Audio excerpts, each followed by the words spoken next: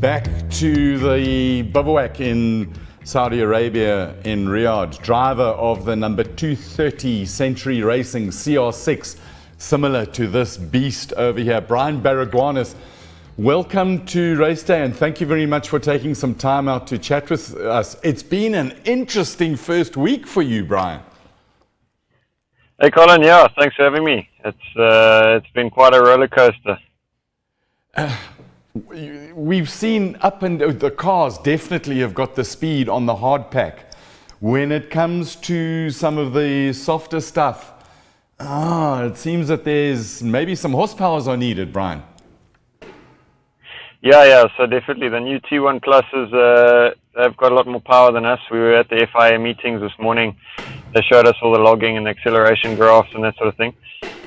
So yeah, that's rules that'll need to change in the future, but nothing's going to change now, so we need to adapt and push hard now. But yeah, so me and Len had a nightmare start to the Dakar in terms of getting lost on the first waypoint, because long story short, that navigation instruction didn't quite make sense. It said keep a cap of average 10 degrees and follow the main piste. When we got there were tracks all over the place because it's in the sand, so there's no main piste to follow. And then the 10-degree cap turned out to actually be a 260. So we should have been going, 90 degrees left of where the road book was telling us to go the whole time. So unfortunately for that one instruction, which really messed us around the first day. And then we had two other smaller situations like that where we didn't find a waypoint. So, but now we seem to be getting into the groove of things and sort of, managing my speed with Leonard's speed of navigating, so that I don't push him and get lost and that sort of thing. So, but Leonard's adapting really fast as well. It's not easy navigation out here, especially the speeds that we're doing and the rate at which we go through the instruction. You mentioned earlier in the week that you'd made some changes to the way that you communicate with Leonard. What sort of changes did you make, Brian? Yeah, just so the timing of the instructions, we've changed up the timing of the instructions, how we call the things and how we go through it. So, yeah, it's working much better. Good stuff. Let's go straight to the cars. We see that you've got a massive fleet there, 10 Centuries. Chris Visser at the moment is, there's a gaggle of you now. You've got Matthew Seradori 12th, Chris 15th, the Coronel brothers 17th, you 19th. Are we happy with the performance of the cars so far? Yeah, I think it's been very good from a customer car. I think we've got the most affordable car in the field here. Chatting to ProDrive this morning, if you want to buy a ProDrive car, they start at 800,000 euros. So we're almost a third of the price against some of these cars. So I think, we're fighting a big battle behind the doors with FIA to get the rules changed again next year. So we do have more power. Like I said, there's nothing we can do about it now, but we've definitely got an amazing car. I mean, if we compare ourselves to the cars which we used to compete with last year, the Peugeots and the Minis and the likes of the similar cars, we're definitely ahead of the field.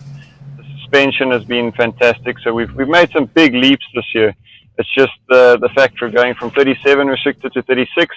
Has really knocked us in the teeth, and then everybody else has got a step up in power. We've had a step down in power, so we can't cry about it, but we will fight for what's fair in the future. You mentioned having a meeting with the FIA organisers this morning to share the acceleration graphs. Is it pretty clear cut that you can see in those performance graphs how you guys are hurting? Yeah. So it's a clear-cut situation or a factual situation, put it that way, where it is on paper that we are definitely lacking on acceleration, especially in the sand, being two-wheel drive. So, in the past we had a puncture advantage and we had a top speed advantage. They've now leveled the field out to 170, and there's no puncture advantage, there's no suspension advantage because they've got a very similar amount of suspension travel now as well. So they do need to balance the performance for sure.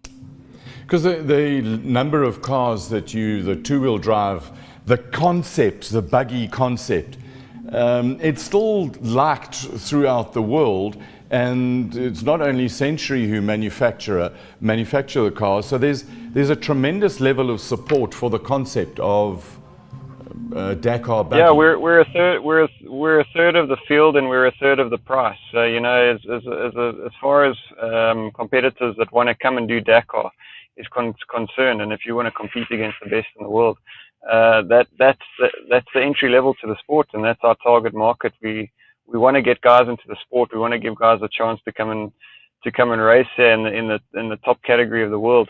So yeah, it's been a pretty good fight up to last year. This year, obviously, things have changed, so we'll just be patient until next year, and things will restructure again.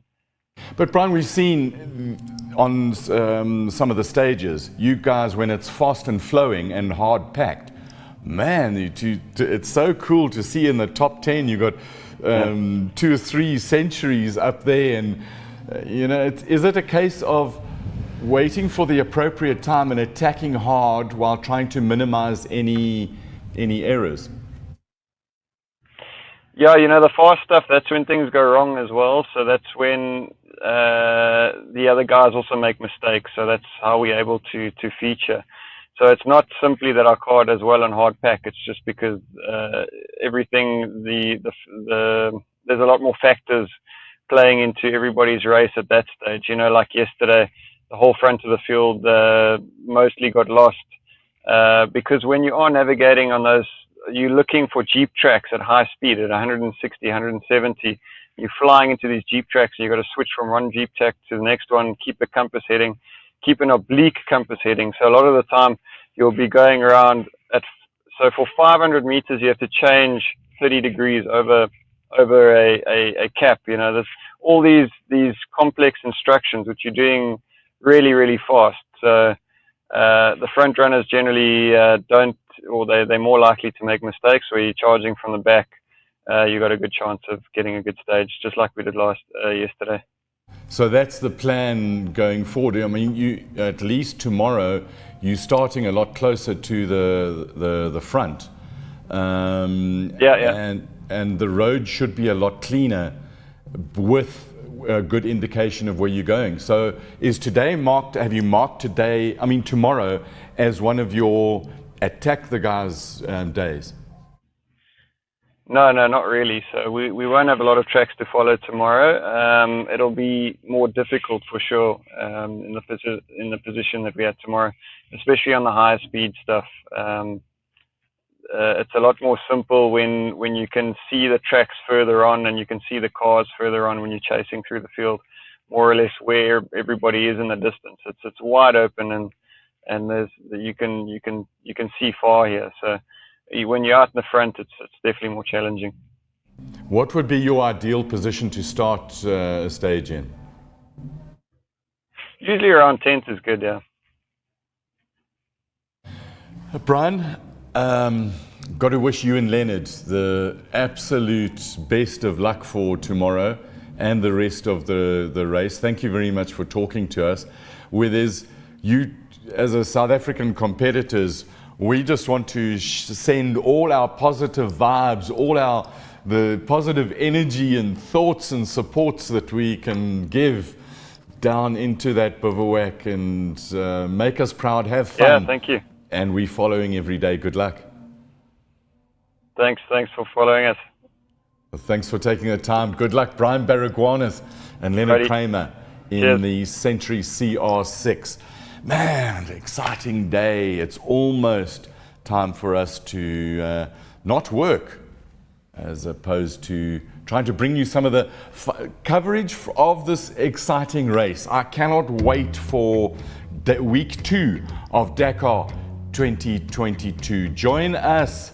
We may have one more interview today. We're trying to set something up, but there's a tricky meeting going on right now inside the bivouac in terms of starting orders. We may bring it to you later, we may not. Either which way, we'll be on your screens at 7 o'clock tomorrow night, South African time. That's Sunday. And I think we have a very interesting guest. So enjoy the rest of your Saturday and your Sunday. We'll see you tomorrow night at 7 o'clock, Sunday night. Remember, be lekker, be kind, and have fun. Cheers.